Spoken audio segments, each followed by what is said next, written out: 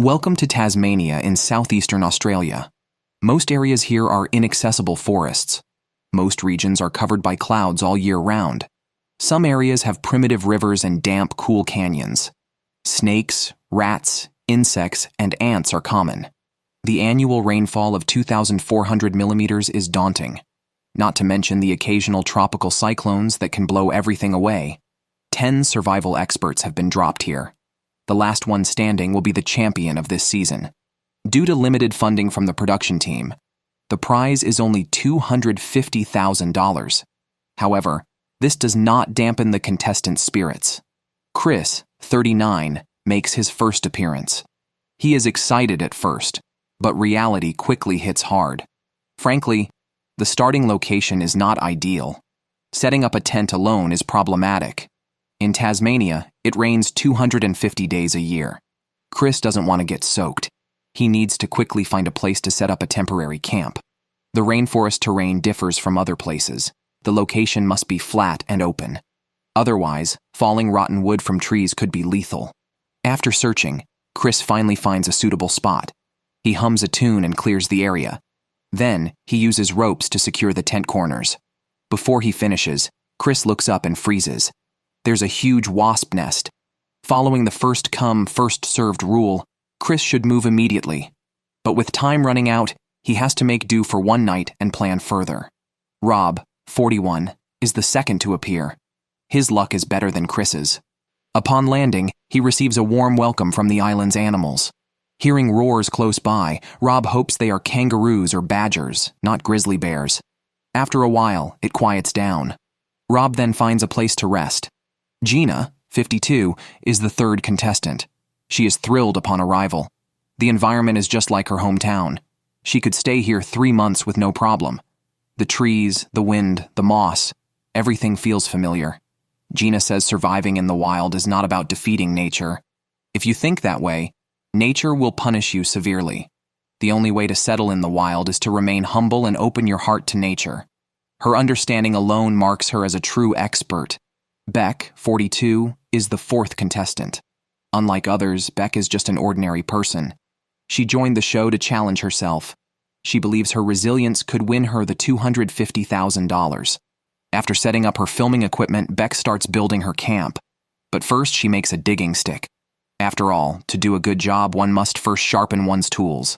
Perhaps because Beck isn't used to being alone, she feels eyes watching her while she works. This unnerves her. Braving her fears, she goes to the river for water and digs a pit at the camp to prepare for a fire. Soon, Beck has a fire going. It seems she is quite capable. Peter, 31, is the fifth contestant. As soon as he lands, Peter wants to go fishing, hoping to catch salmon for dinner. He believes that in the wild, food is the top priority. Without food, it's just a tale of starvation in the wild. Peter finds many signs of animal activity on the riverbank.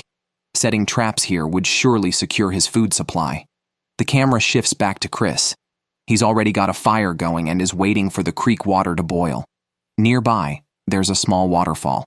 Chris, for some reason, is tempted to taste the fresh spring water. Drinking untreated water in the wild poses a great risk due to potential parasites and bacteria, which could end his competition. Yet, Chris can't control himself and takes a few sips before feeling satisfied. Meanwhile, Rob has started to build his shelter.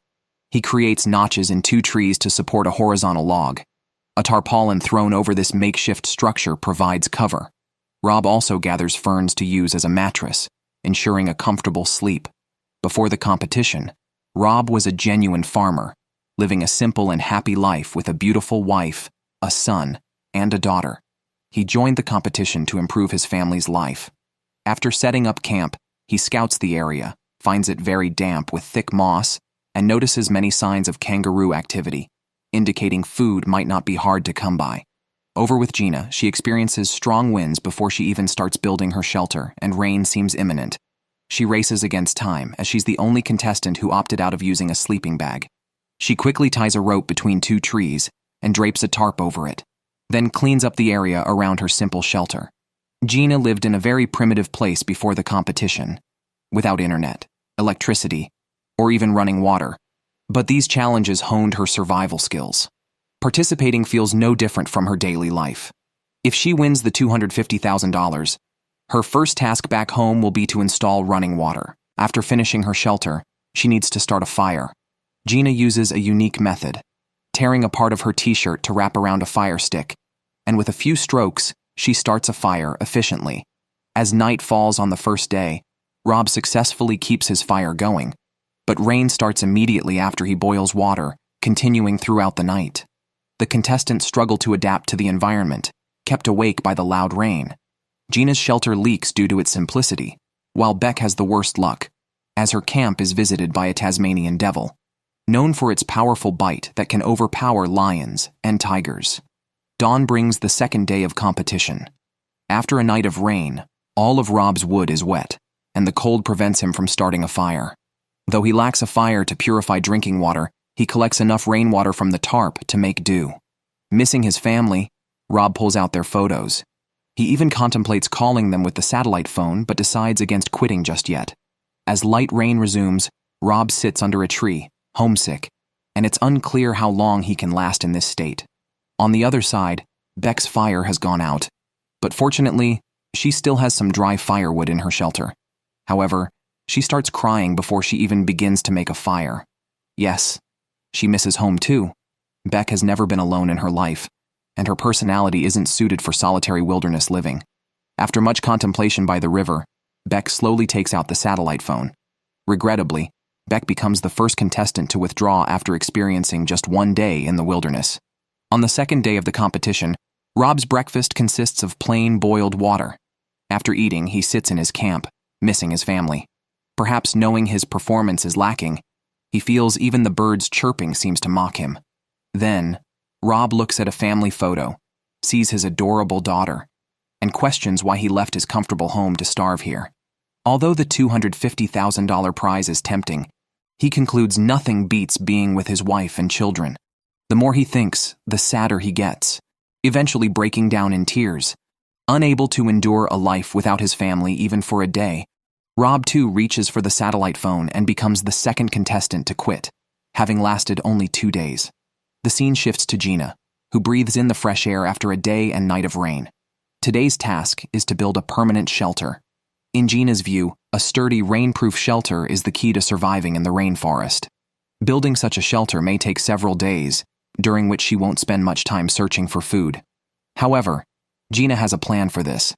She gained 19 kilograms before the competition, providing her with 150,000 calories of energy, enough to sustain her early shelter-building efforts. Gina is not only familiar with the competition rules, but has also devised a strategy that might at least see her through to the semifinals. Because it's a permanent shelter, the location must be ideal, elevated to avoid tides, close to a water source, and free from dead trees nearby due to frequent strong winds. She certainly does not want to be hit by falling trees in her sleep. Then enters Mike, the sixth contestant, who is quite tough. To save energy, he doesn't even bother fetching water. He collects rainwater directly from the tarp with his boots and drinks it without boiling, remarking on the good taste. Mike has his own understanding of wilderness survival and excels at making comprehensive plans. His strategy prioritizes food over shelter, as the area doesn't require a sturdy shelter or a warm fireplace like the Arctic might. He believes even a temporary shelter could last 100 days. By focusing on food, Mike even skips making a fire, saving the effort and time needed to maintain it. Mike's approach is quite wild, and whether his strategy works remains to be seen.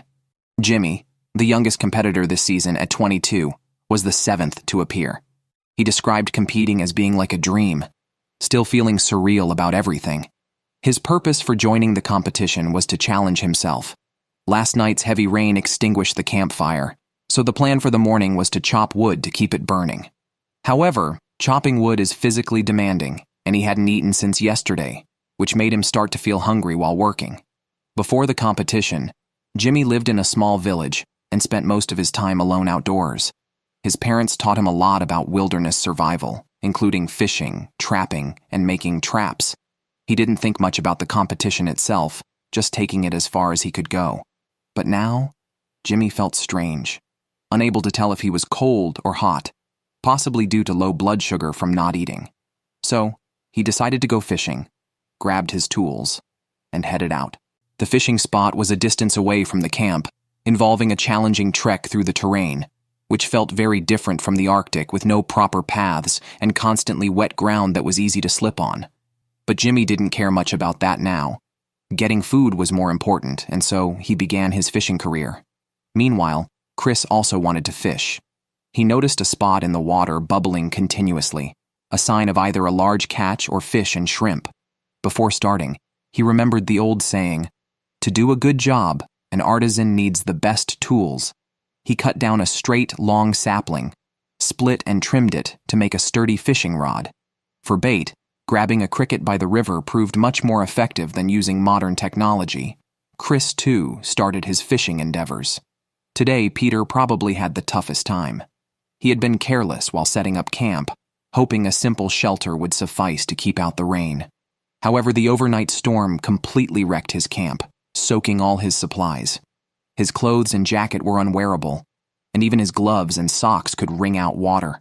He faced significant losses on his first day and spent considerable effort fixing the tarp and campsite. On the other hand, Gina finally finished selecting a site for her camp. She picked some thick wood from the forest and carried the logs back to camp, bundling every 3 with shoelaces and setting them up into an A-frame structure. Her camp construction proceeded methodically under her efforts. Pilot Mike also wanted to fish, so he went to the water's edge and dug out some worms from nearly rotten logs, a favorite food for trout.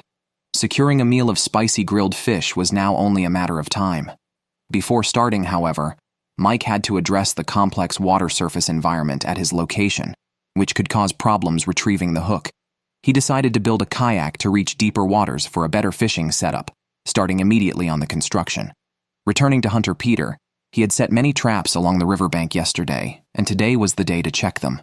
Finding them all empty despite nearby tracks puzzled him. After wandering the dense forest for 2 hours without encountering any game or even hearing animals, Peter felt increasingly disheartened. Despite his hunting skills, without game, his efforts were in vain. Returning to the handsome Jimmy, he went back to the shelter without catching any fish. By the afternoon, he still felt unwell. So Jimmy took out the COVID test kit provided by the show's crew and vigorously swabbed his nose.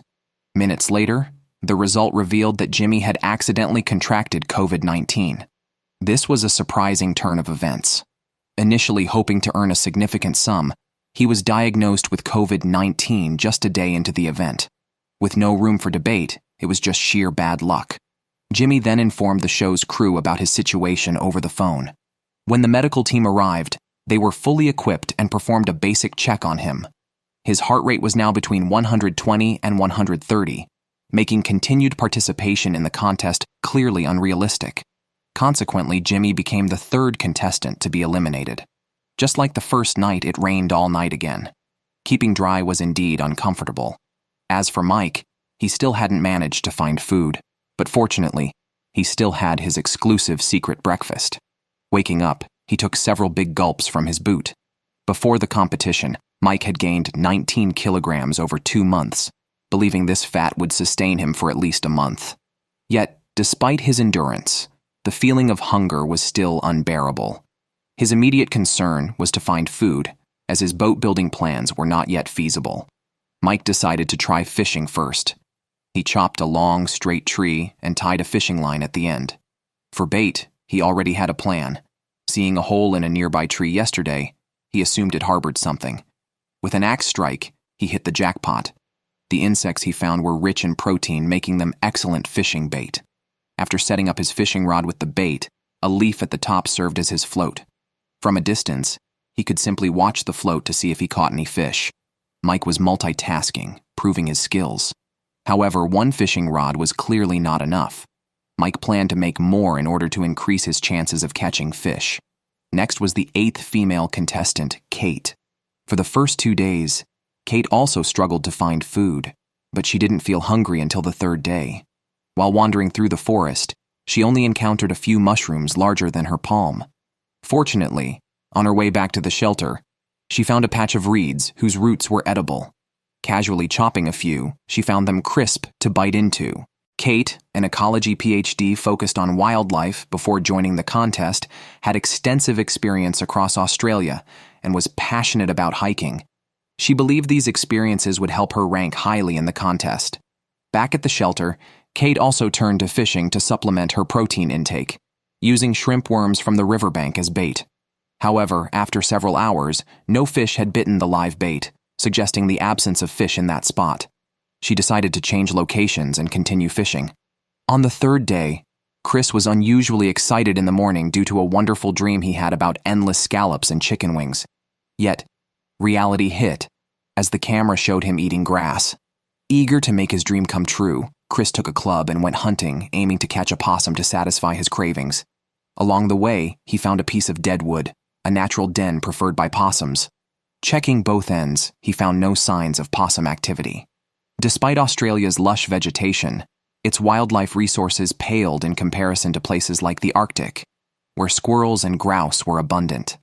Undeterred, Chris returned to the shelter and tried catching rain shrimp, but after several hours, he returned empty-handed. Peter also went hunting.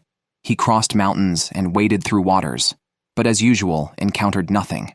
Peter explained that he is a professional hunter who specializes in using a shotgun. However, the show's rules prohibit firearms, making him uncomfortable in the competition. Despite finding many mushrooms, he knew they were inedible and could only return to camp empty-handed. Unsure of what to do next, Peter voiced his frustration. Even as an excellent hunter, without game, he felt helpless.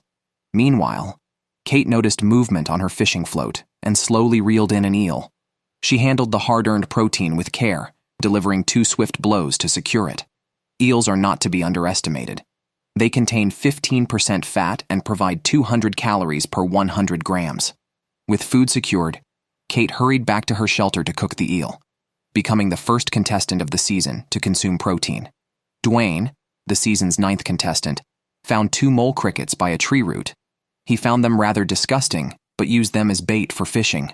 Before he could start, however, a heavy rain began, and he discovered a hole in his rain cover. With no other option, he used an axe to hold the cover in place. Chris felt despondent today, having caught neither possums nor lobsters. Restless and prone to overthinking, he decided to keep busy by weaving a fishing net. Having suffered severe stress disorder during his military service in the Middle East, Chris often felt anxious. While making the net, he experienced chest tightness and decided to go fishing to calm down, though he doubted he could last much longer in his current state. Mike was actively building a boat, believing that setting up fishing nets in the river would yield a continuous catch. Still, he recognized the gap between imagination and reality. To expedite the boat's construction, he chopped down another tree and crafted a hammer handle using an axe and a knife. He took great care in preparing the canoe's beams, ensuring no bark or splinters could puncture the boat. However, he knew his efforts would be wasted if he failed to catch any fish. Back to Chris, his fishing rod finally showed signs of life. Although the fish was small, trout not only provide protein but also valuable vitamins and have a great taste. Excited about the prospect of fish soup for dinner, Chris danced joyfully. On his way back to the shelter, he shouted into the forest, "Possums, you're safe for now." Peter was having the toughest time. After another fruitless walk and a fall that resulted in a bruised knee and a bump on the back of his head, he felt utterly dejected. Reviewing his recent plight, his rain cover failed on the first day, soaking all his gear. The second day brought no gains, and today was no better. Back at the shelter, Peter began packing his equipment, feeling no point in continuing. Like a card game, he could have persevered with a decent hand, but facing such scarcity, he saw no reason to continue suffering. Resigned, Peter called the show's crew to discuss his situation. The camera shifts to Mike, who continues his shipbuilding project methodically. Despite Tasmania's limited resources, Mike believes that once the ship is completed, he can set up permanent fishing lines and gill nets in deeper waters to solve the food issue once and for all. Considering the long-term strategy, he thinks it's worth enduring a few more days of hunger. Today, Mike went to gather wood from the forest when he noticed marks on a tree, which he identified as those made by a possum. This is the first sign of animal activity he has seen since arriving at the competition site. Consequently, Mike plans to set up a trail camera to see if he can capture the possum. Dwayne, who has been rarely seen, finally makes an appearance. Up to now, he has been living in a temporary shelter that requires him to crawl to enter, and he wishes to leave it as soon as possible. In fact, Dwayne started building a permanent shelter on the second day, but intermittent rain has delayed the progress. His shelter, which is the most luxurious of the season, is entirely made of wooden frames. Even the walls are made of sturdy wood. He built such a large shelter hoping it would withstand any weather and help him win the $250,000 prize. However, I always felt that Dwayne might end up like his predecessors, who abandoned their grand houses. Unfortunately, the shelter collapsed while installing the last wall, thwarting his moving plans for the day and forcing him to spend another night in the original shelter. The last contestant of the season, Michael, also makes an appearance. As the final contestant, Michael must be competent. For breakfast, he collected dew from a tarp, even ignoring the small animal droppings on it by pretending they didn't exist. Michael, a rural veterinarian before the competition, leads a life not much different from solitary wilderness living. He owns several hills in South Wales where he usually hunts, fishes, and catches lobsters, so his survival skills are well honed. His best skill is problem solving. Today, Michael plans to explore the mountains, hunt some game along the way, and familiarize himself with the terrain. The path started densely vegetated, but soon widened. Under a tree root, Michael found a patch of reeds, which taste quite good and make a decent lunch when game is scarce. However, as he progressed, the trail became more complicated, often requiring him to crawl, and he gradually lost his way. Now, finding any game is less of a concern than returning to his shelter before dark. Meanwhile, Mike's shipbuilding is troubled by Tasmania's unpredictable weather, with rain interrupting work every few minutes, alternating with clear skies. After just completing the boat's frame, rain forced him to retreat to his shelter to work on designing a luxurious fishing rod, confident it would at least get him through to the semi-finals. Upon testing the rod at the river, a sudden downpour cut the fishing short, emphasizing the season's challenging weather. Michael, still in the mountainous woods, has been lost for 2 hours, growing increasingly anxious. Even if he called for rescue, the crew might not find him immediately. After consulting his compass and deciding to head south, he continued until 4 p.m. without any clue of his whereabouts. Half an hour later, hearing the sound of a river and following the downhill terrain, he felt hopeful of finding a way out. Finally, 40 minutes before dark, Michael made it back to his shelter, exhausted and without any game. On day 5 of the competition, Mike checked the video footage and was thrilled to see a possum moving around. Without prey traces, he could have focused on building his boat. Now with a possum sighted, his attention was completely captured. Eager for protein, he decided to drop all other tasks and focus on crafting a large net to catch the possum. Kate, the only intellectual contestant, enjoyed her eel meal yesterday, but it was too greasy. She plans to use her strengths and find some vegetables in the forest, needing fiber after the oily eel. She found some coffee berries and, knowing they were edible, decided to test them first. She crushed the berries and applied them to the sensitive skin inside her elbow, then collected a large batch and returned to her shelter. After confirming no allergic reactions, she safely started her lunch. The berries were tart and sweet, resembling raspberries. Dwayne's shelter is almost complete, making today a perfect moving day. He just needs to finish the roof with a waterproof cover. Once done, he could live there for a year, enjoying the solitude of Tasmania. However, his plan to collect firewood was ruined by a sudden heavy rain, forcing him to start preparing for fishing from inside the shelter. Meanwhile, Gina took off her shoes again, enjoying walking barefoot on soft moss. Her house modifications were nearly complete. Today, by arranging her bedding, she could sleep comfortably even without a sleeping bag. She built a frame and fixed the bed planks about 20 to 30 centimeters off the ground, placing ribs between them and covering them with a soft leather coat. By evening, she was done, and she looked well rested the next morning. Just as she was anticipating a fresh start, she heard noises from the river and rushed to check. It was a platypus swimming, a creature known to be inedible, even in dire straits. Chris is still working on his net, showing signs of nervousness.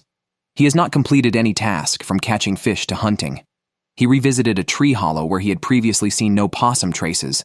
Considering the risks of poisonous snakes, he hesitated to explore a large tree hollow he could crawl into. Fearing a snake bite in such a secluded spot, he withdrew. He was certain the hollow housed a possum, likely not at home at the time. Chris then tried fishing, setting up 5 rods, but hours passed with no bites. Frustrated, he lamented the scarcity of resources feeling his efforts were in vain and losing confidence day by day. This afternoon, Mike finally completed his large net. Now he just needs to set up the trap, and he might enjoy a delicious possum meal tonight. Mike's trap is a bit complex to describe. It involves laying the net on the ground and setting a trigger. If an animal triggers it, a piece of wood suspended from a tree lifts the net. By the time Mike had set up the trap, it was dark. He felt that this trap was less practical than a simple rabbit snare. Restless, he couldn't sleep until 9 p.m., constantly thinking about checking the trap. Finally, at 10 p.m., he couldn't resist and went to check, only to find the trap empty, undisturbed. Disappointed, Mike checked the camera tied to the tree and saw that a possum had indeed approached the trap, but was scared away by the sound of his footsteps. Chris has been starving, his back sticking to his chest from hunger. Throughout the competition, except for catching a trout on day 3, he has gone 5 days without food. He desperately needs a turning point, otherwise he doesn't know how to continue. Suddenly, Chris noticed a movement on his fishing rod. Another trout. With this fish, his plummeting confidence instantly surged. I feel like I should be more excited, like I'm absolutely in shock. Oh, no way.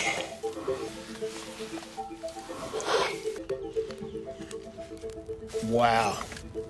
Okay. I can go in there like that.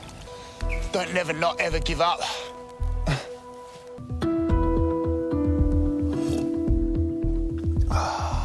There's nowhere else I want to be right now than here. And that's honestly the truth. Gina encountered some trouble today. For unknown reasons, she developed large patches of hives on her thighs. The bumps were red and itchy and could not be scratched. Gina had to work around the camp without pants, finishing up her shelter. She then nailed 7 wooden stakes in front of her shelter and tied lines above them. She brought a bundle of sagebrush and started weaving it through the lines like fabric, creating a door curtain. After moving to his new home, Dwayne felt great and even tried surfing by the river, though his falling technique was not pretty. With his shelter completed, the competition moved to the next phase, focusing on securing food. Hunting seemed out of the question for Dwayne. His only hope was fishing. Lacking a float in his 10 items, he dismantled buttons from his raincoat and used the springs as sinkers. While fishing, Dwayne's stomach constantly growled, urging him to find food quickly. Unfortunately, after fishing all afternoon, he caught nothing. Chris, after feasting on the fish, relaxed under the sun at his camp and decided to take a bath to fully unwind. However, the temperature was only 9 degrees Celsius. Chris regretted entering the water immediately and started swearing. God almighty, that's bloody cold! Oh. He overlooked a crucial fact. The water body was already nearly devoid of fish, and his disturbance might cause him to starve for the next few days.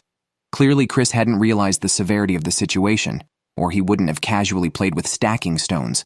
Gina estimated she had lost 7 kilograms and could almost button up pants that previously didn't fit. She continued working on the door curtain, and the good news was that she expected to finish it by tonight. As night fell, she installed the curtain on her shelter. After 8 days of non-stop work, her living situation was finally sorted. Next, she planned to focus on securing food, believing she could be the first woman to win. Mike's engineering project is still ongoing. Besides that, he made a fishing rod and a spike net trap. However, he has yet to secure any food. He went back to the mountain to check the trap, but unfortunately, it still had not caught a possum. The surveillance showed the possum returned after he left. It seemed to smell the trap, moving through it without setting it off. Mike then decided to add more triggers on both sides. It's possible the reason he hasn't caught the possum is due to their keen sense of smell. Human scent might have been left on the trap, allowing the possum to avoid it. As of now, Mike is the only contestant who hasn't made a fire. Initially, he thought maintaining a fire would be too draining, but now, considering he might soon obtain food, he planned a fire pit in front of his camp. Given Tasmania's frequent rain every few minutes, he also needed to construct a rain shelter for it. He found a robust tree, chopped off a large, intact piece of bark with his axe, and used it as a protective cover for the fire pit. Dwayne, still without food, rested at the shelter and decided to try fishing elsewhere. He found a new bay and repeatedly cast his line. Just as his patience was wearing thin, he finally felt a tug. Catching the fish greatly improved Dwayne's mood. Ah,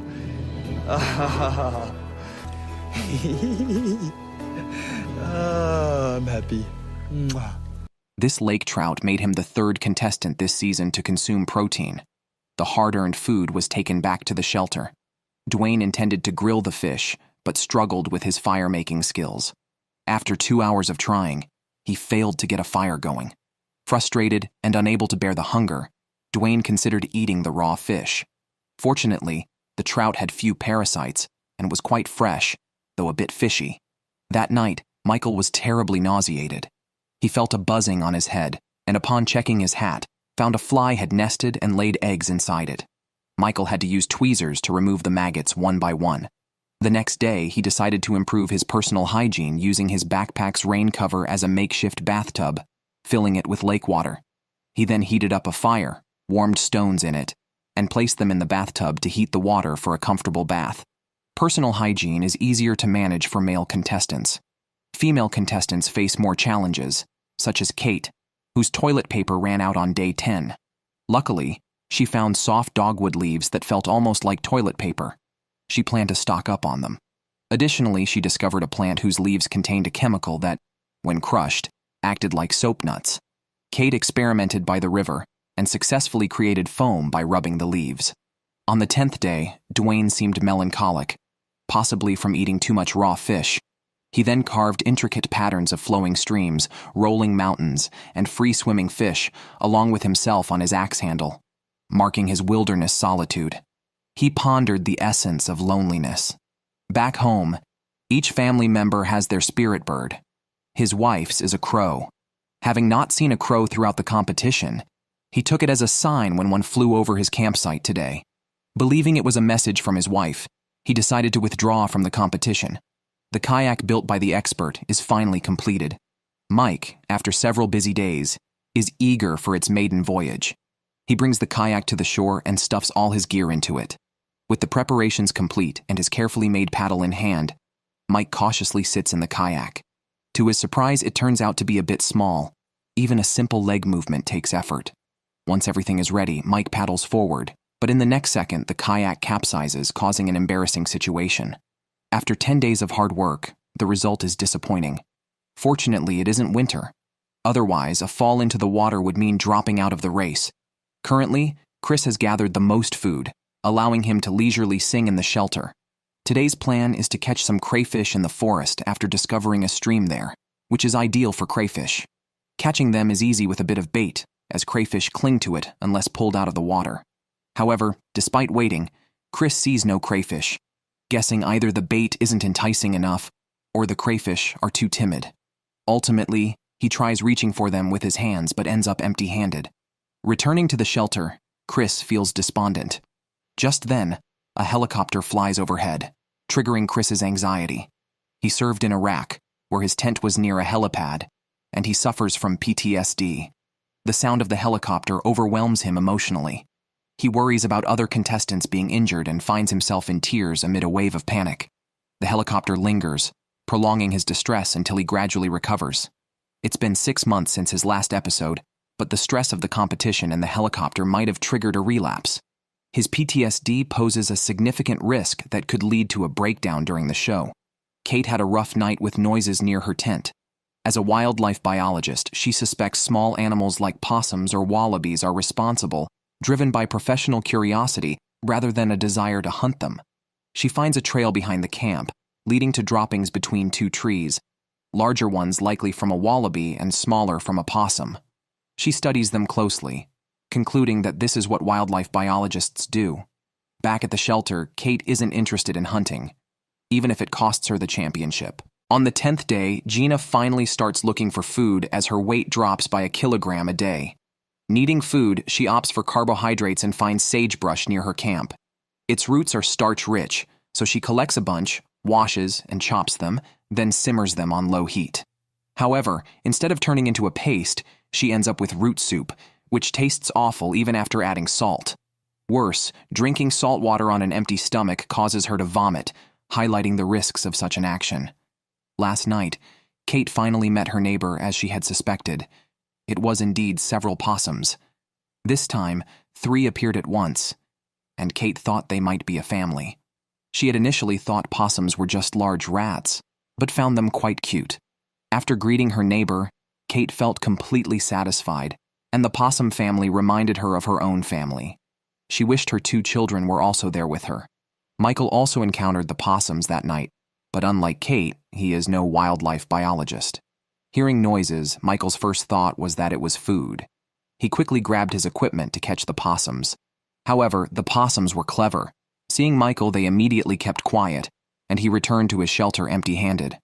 Just as he lay down to rest, the possums started making noise again. It seemed they didn't like their neighbor Michael and were trying to drive him away. After several disturbances through the night, he finally made it to dawn. For a quieter sleep in the future and to catch some game to fill his stomach, Michael planned to make a trap. His plan was to build a box with a lid and set up an ambush in a spot the possums frequented. It was not difficult to find materials in the rainforest. Soon Michael had collected a pile of logs. He then went to the slope behind his shelter and observed the terrain, noting that animals would pass there to drink water. Michael then started building the trap by driving stakes into the ground. After yesterday's kayak flipping incident, Mike did not lose faith in his kayak. He checked for leaks and found that a piece of the rain cover was below the water level. By slightly raising the seam, he fixed the problem. After repairing the kayak, Mike planned to go back on the water. He paddled and felt much better than last time, gaining confidence and speeding up. After much effort over several days, he finally began his fishing venture in the middle of the lake. After a day's rest, Chris finally recovered from his stress disorder. Arriving at the lake, he noticed his fishing rod moving. There's the bait. Come on, come on, come on, come on, come on. Yes, yes, yes, yes. Yeah! Yeah! Woohoo! We're having trout for breakfast. Insanely tough and challenging and absolute paradise.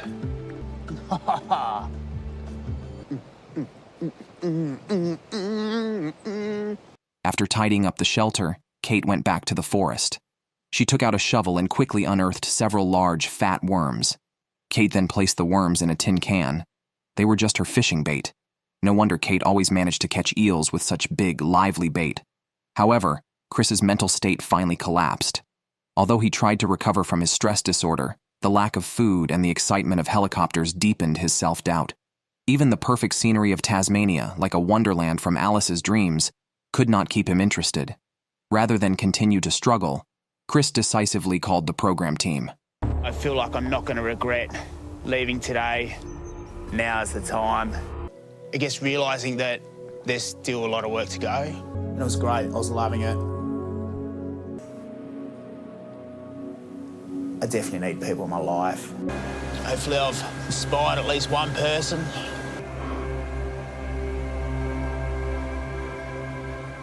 Mike's boat building and fishing plans were unsuccessful. To date, he had not caught any protein, despite his efforts.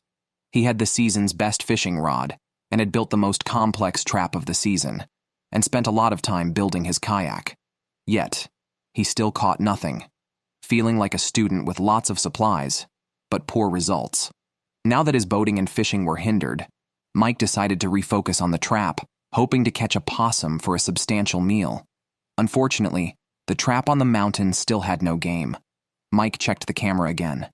The little kangaroo that appeared last time came to the trap again, but no matter how much the kangaroo fussed, the trap was not triggered. Frustrated by the ineffective trap, Mike laughed. He didn't understand why the tripwire wasn't working. He then returned to the shelter to get a backpack, planning to simulate the kangaroo's movement to figure out why the trap wasn't triggered. The result was rather strange. It was as if the kangaroo had the ability to phase through walls. Kate brought worms to the shore to start fishing despite the chilly 8-degree weather and light rain. The lure of food kept her fishing in the rain. Soon there was a stir, and she caught another eel, even bigger than the last. Kate quickly took it to a stump for processing. Facing this hard-earned protein, she wasted no time. She skinned and gutted it smoothly. Woo, eel skin. Okay. Yeah, baby. It's all really good fats and protein for me. then started a wilderness mukbang at the camp. Day 15 was routine medical checkup day, and the medical team arrived early at Mike's camp. After a thorough examination, they found Mike had low blood pressure and had lost 11.7% of his body weight in 2 weeks. When asked about his recent diet, Mike was so embarrassed he wished he could disappear. He had been starving. On day 2, Mike checked his trap again. This time it had been triggered, but sadly, still no prey. He checked the camera and saw a possum that had easily sabotaged the trap. If not for the footage, Mike would have thought the possum was enchanted. Gina's attempt at making root vegetable soup was unsuccessful, causing her to vomit for hours. She acknowledged the need for real food. After greeting a platypus by the river in the morning, Gina headed into the mountains equipped for foraging, planning to stay for 90 days. Unaware she had made it to the semi-finals, Gina would have been thrilled. Back home, she knew of a fern rich in starch, tasting like potatoes. It took climbing 2 mountains to find it. She skillfully stripped the leaves and chopped the roots, eagerly cooking a big pot back at the shelter. 2 hours later, Gina shook her head in disappointment. The caloric output surpassed the intake. She realized she needed to focus on obtaining proteins and fats. Michael's trap, essentially a cage made of branches with a small mechanism at the entrance, was finally complete. It looked less effective than Mike's, and without any bait, it was uncertain if it would catch anything. The competition reached day 20. Gina spent the morning watching her fishing line by the river with no bites. A large bird passing by seemed a good omen, so she changed her fishing spot in the afternoon. Soon, her line began to shake violently, and she caught a large trout, her first protein since the competition began. Back at the shelter, she fried the fish, seasoning it lightly, making the neighboring men envious.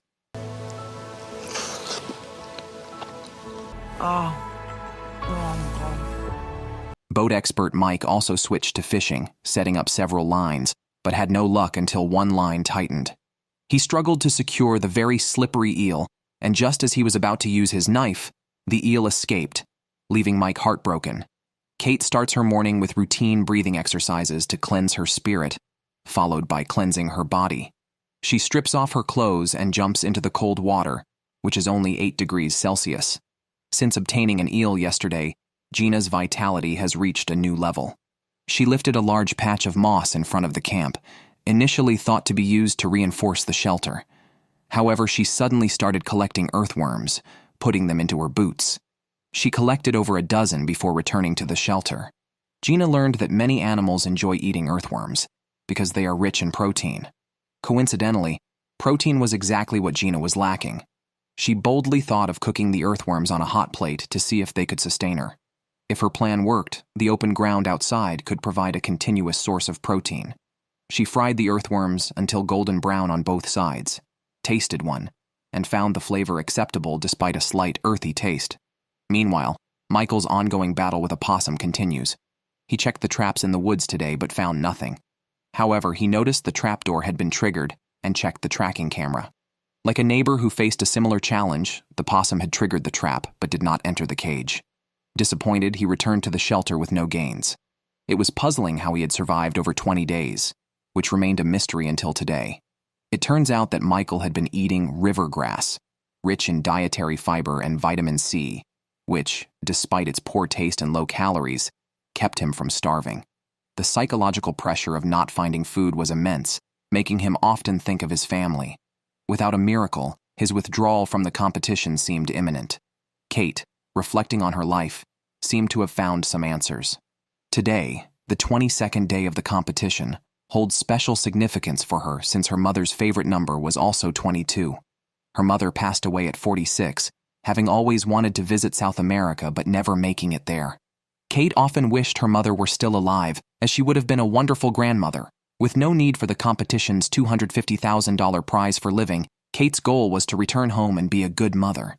Having realized this, she called the show's producers and withdrew from the competition without regrets.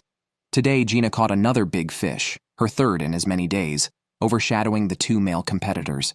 She made a pot of fish soup with the fish head and cartilage, which left her profoundly satisfied. Given her progress, winning the championship seemed almost certain by day 23.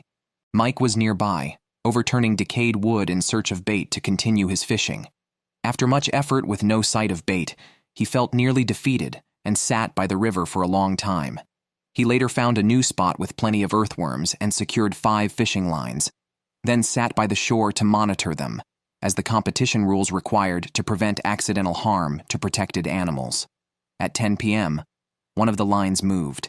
He cautiously approached, mindful of his previous experiences with eels escaping. This fish was too important to lose, so Mike decided to strip down and retrieve it from the water. Finally, with the help of a net, the eel was successfully captured. After 23 days, Mike finally caught some protein. Desperate with hunger, Mike didn't care what time it was and devoured the eel overnight. Wow, what an amazing fish. Whew. Wow. Now, Michael is the one suffering. He's been surviving on seaweed, and over the 23 days, he's lost 20 kilograms. He wonders if it's still worth continuing the competition. Initially, his aim to win $250,000 wasn't for himself. He and his wife started a welfare school in Congo. The prize money would cover a year and a half of staff salaries. It turns out Michael is a real philanthropist. Hopefully, he wins in the end. On day 24, Gina was drawn to the water by a flapping noise. At first, she thought a platypus got tangled in the fishing line, but it was another trout on the hook. Excuse me for a minute, because I've got to do this. I really feel like this land is just looking after me. Since catching the eel yesterday, Mike seemed unstoppable. The next morning, he caught another eel, skinned it, and removed its guts. However, he didn't rush to eat this one. Eels have 5 to 6 times more fat than regular fish. Mike was too full from last night's meal and kept burping. Eating now could cause vomiting, which would be a loss. To enhance the eel's flavor, Mike decided against boiling it. Boiled eel was too greasy. He skillfully stripped bark from a stump, shaped it into a cylinder, and hung it over a fire. It seems he planned to smoke the eel. It was ready by nightfall. Yes. That is magical. Yum. It's just like greasy and fatty. Has to be fresh worms, and I've learned how to get the fresh worms, so fortunes have changed. Remembering the fishing line stuck in the water days ago, Mike thought a big eel might be the cause. Given the food shortage, he considered diving in despite the risks. Humans can become exhausted and lose consciousness in water below 15 degrees Celsius within 30 minutes, and the water was even colder. Going in was practically risking his life. Fed up with being hungry all day, Mike decided to dive. Following the line, he reached a deep area where he suddenly sank. He emerged empty-handed, the fishing line tangled in underwater debris. Seeing the risks, Mike reluctantly swam back. After this lesson, he vowed never to set hooks in that area again.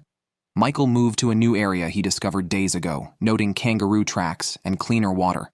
He believed his current plight was due to the poor resources of his initial campsite. Indeed, one can't survive on barren land. So, Michael planned to move, a huge task given his weakened state. He thought the old camp had no hope left, and continuing meant likely withdrawal from the competition. Sometimes a change in direction could lead to better prospects. At worst, he'd return home empty-handed. However, Michael underestimated the difficulty of moving. The first trip, carrying only camera gear and a backpack, exhausted all his energy. He feared Michael might quit after moving. The camera shifts to Gina's side. Due to the rule that one must watch the fishing line, Gina stays up until it's completely dark without sleeping, waiting for a fish to bite. Unexpectedly, it starts to rain after a while. She decides to pull in the line and go to sleep. Braving the dark and rain, Gina heads to the water's edge. Just when she is about to give up, she catches a fish unexpectedly, her 7th recent catch. If the 2 male competitors next door knew, they would probably be jealous.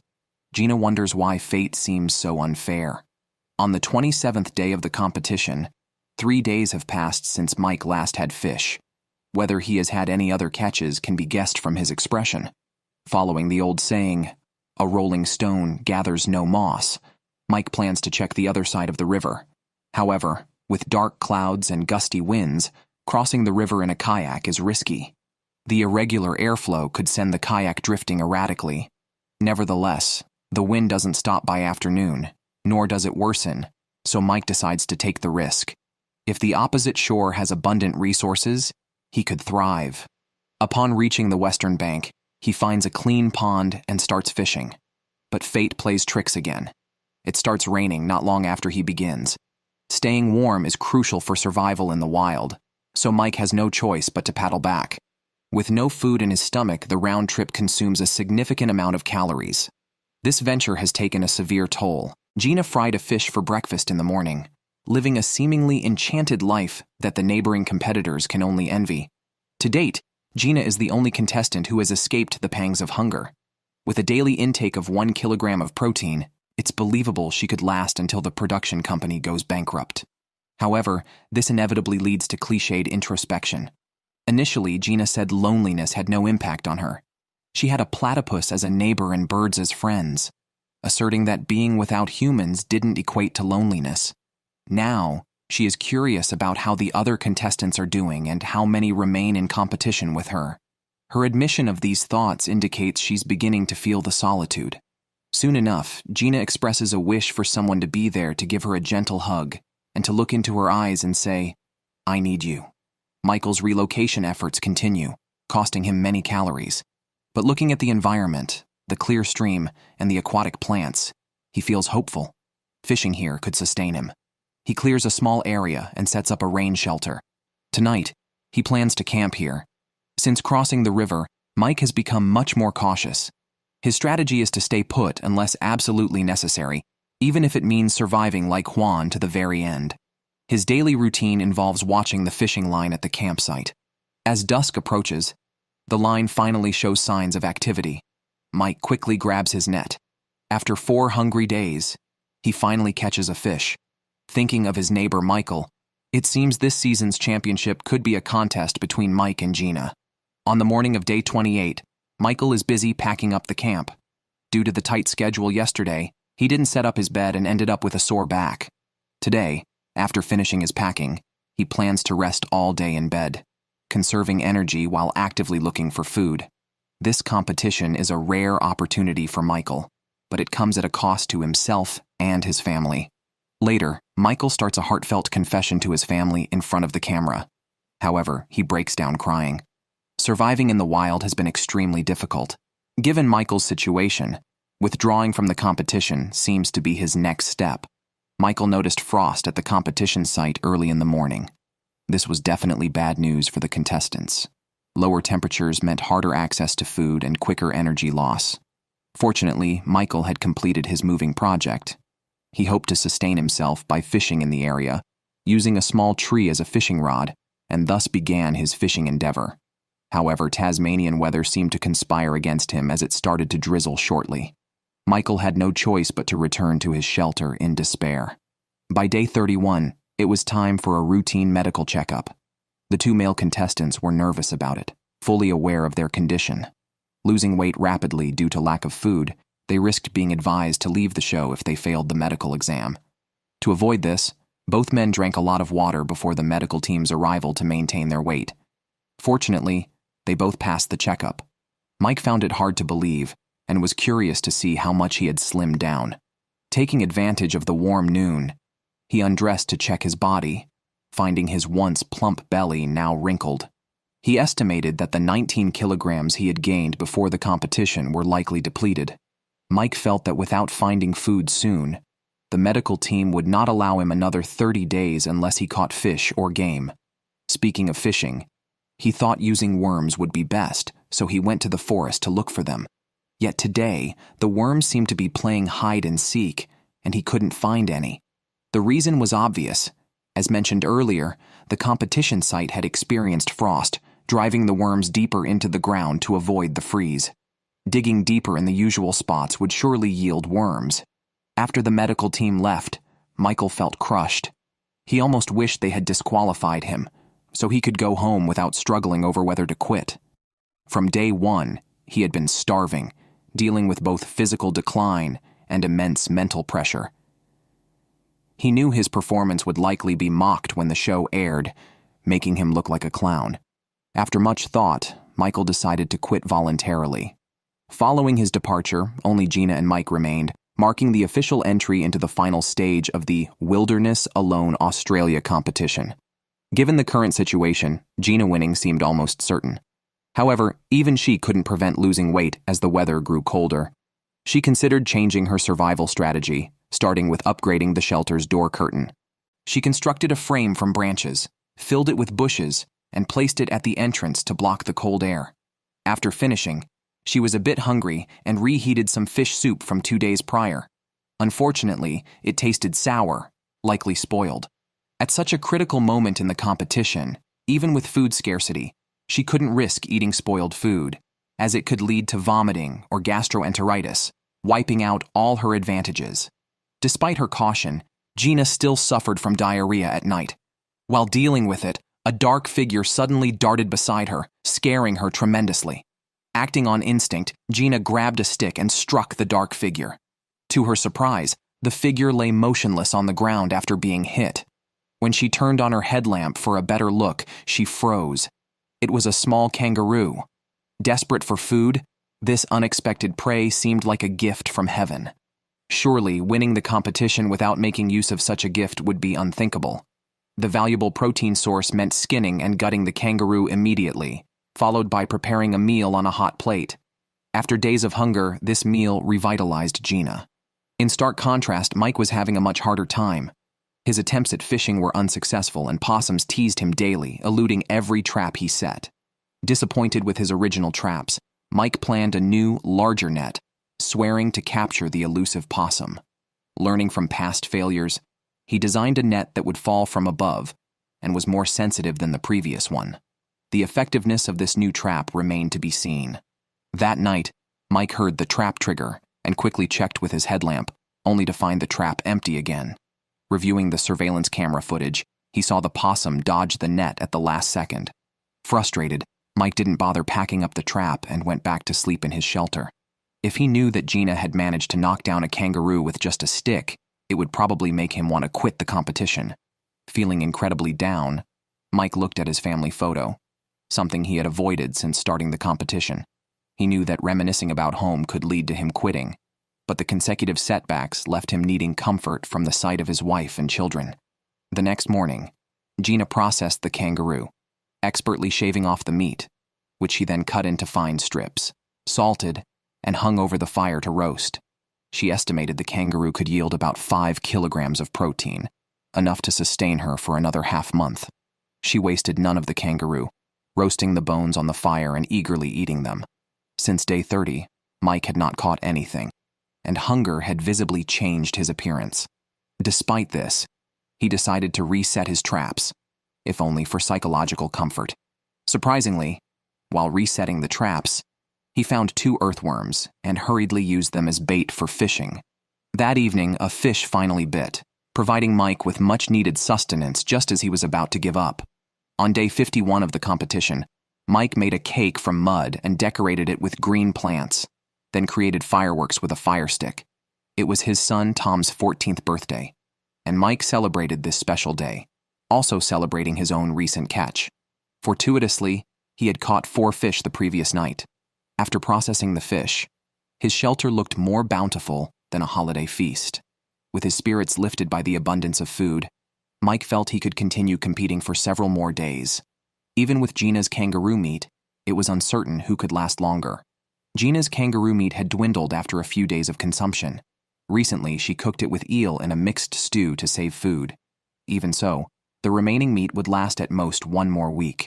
Considering the future, Gina decided to supplement her diet with green vegetables for more variety and balanced nutrition. She went to a spot where she previously gathered berries, only to find it now occupied by a venomous snake. Gina was understandably alarmed, but seeing the snake as potential food, she decided to take a risk.